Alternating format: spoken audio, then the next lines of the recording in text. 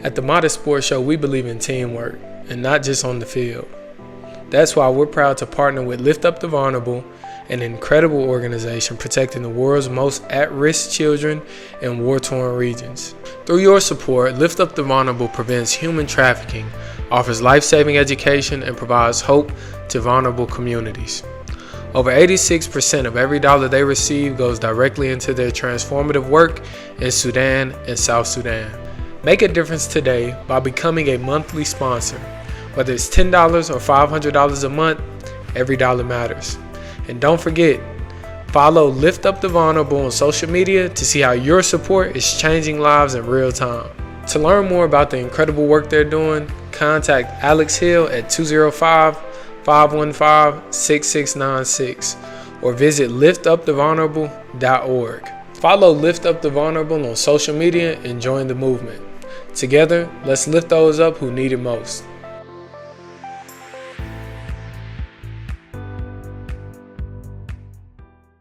Welcome to the Modest Sports Show, home with your college athlete, where we are player-led and player-focused. Guys, we're back. It's been a couple of weeks since I last seen you. However, we're back in the office today. I like to call this the office versus me being out in the field conducting interviews with our athletes, with our coaches, personnel, staffers, administrators, all that good stuff. So we're back in the office today, and I'm not sitting at the desk, okay? I'm sitting on the couch. I want to make this a little bit more interactive, a little bit more conversational and talkative, but at this point in the video, be sure to like, comment, subscribe. And before we get into our topics, I do want to say that again, very excited about what's to come in the next few weeks and months as we kind of head into the football season.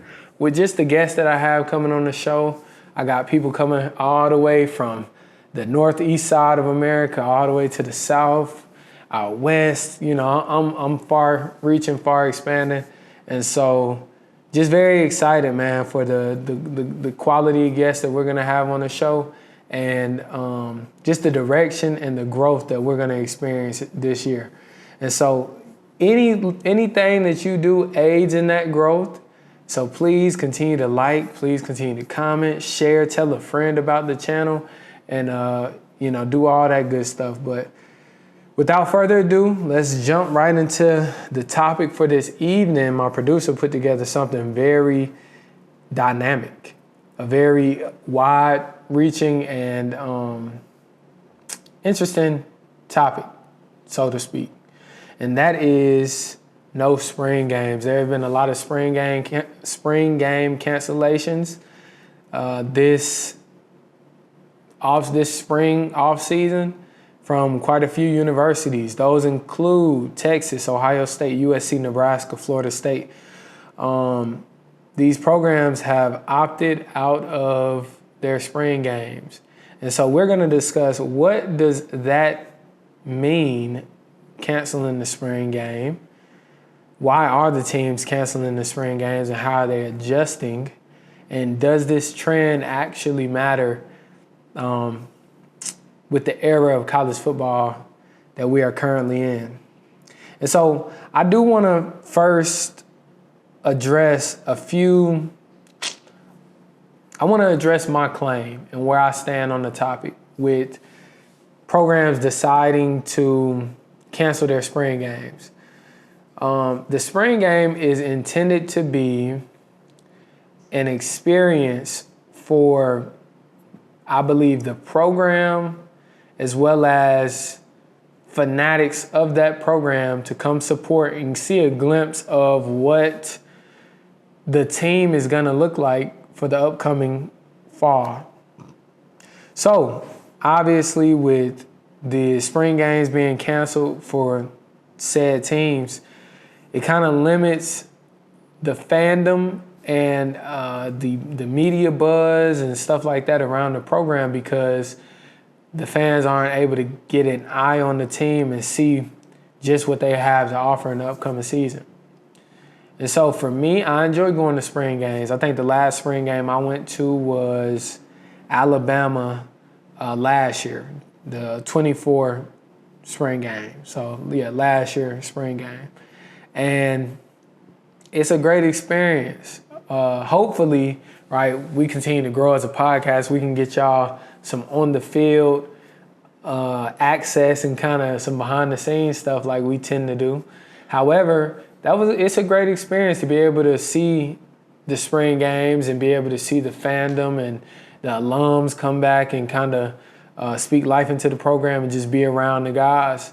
So for me, I enjoy it. I think it's a money grab. It's good for revenue, a quick revenue day for the university through concessions, through paraphernalia, and things like that.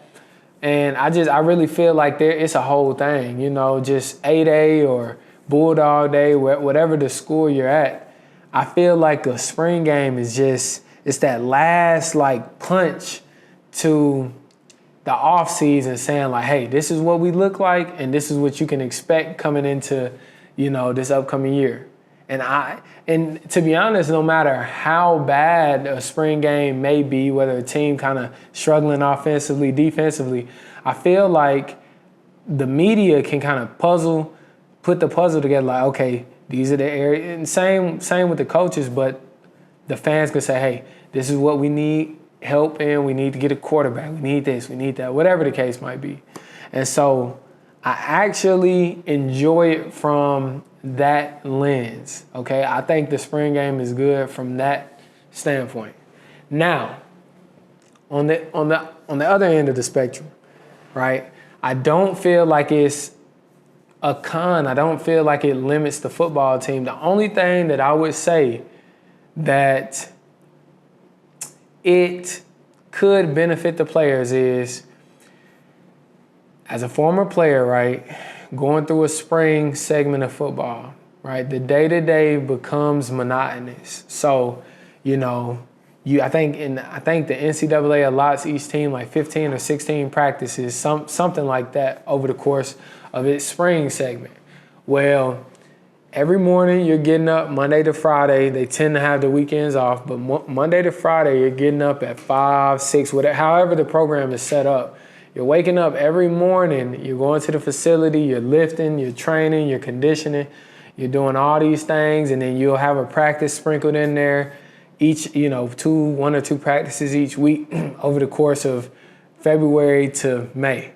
And February to April to total 15 practices. Well, every day, especially when you're in condition, when you're in Lexington, Kentucky, Columbus, Ohio, Ann Arbor, Michigan, the weather we've been getting down here in Tuscaloosa, Alabama,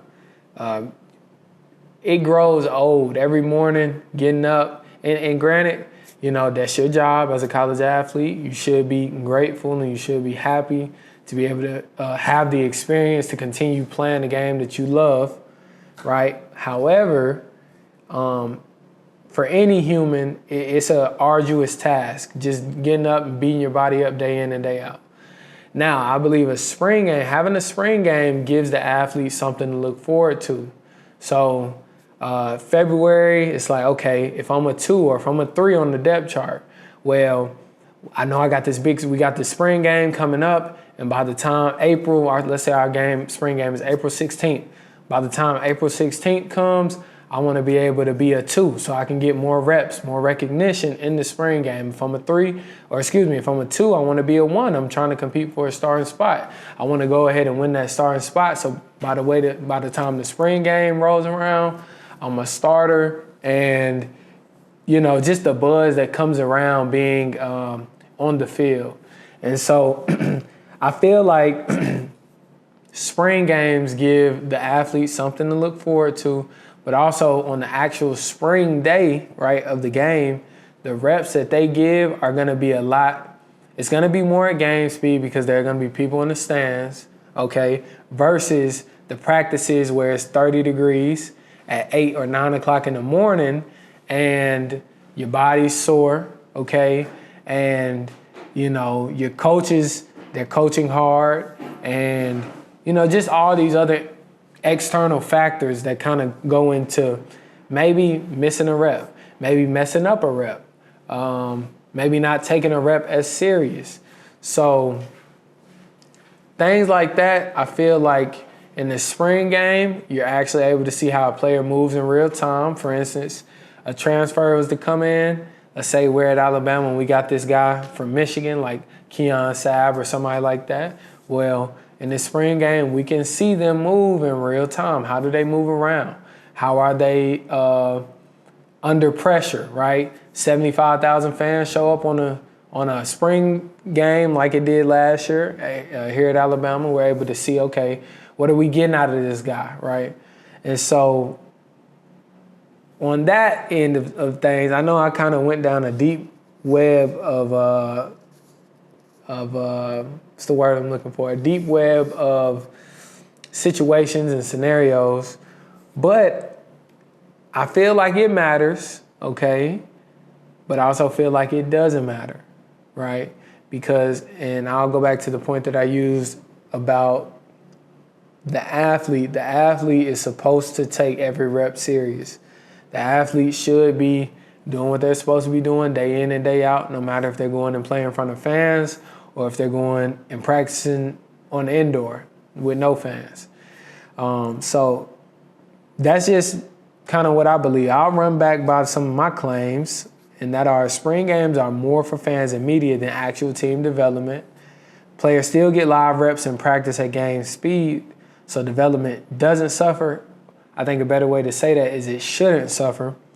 The biggest loss isn't skill building, but the energy and excitement that comes from playing in front of a crowd. Again, players are gonna give a little bit more effort, a little bit more, they're gonna be a little bit more motivated to play in front of a crowd. You know, like that's the era of football that we're in right now. And then also moving on, players might move at a different speed and bring more intensity because of the atmosphere. And lastly, no team is really hurt by missing the spring game, but there are more benefits to having one.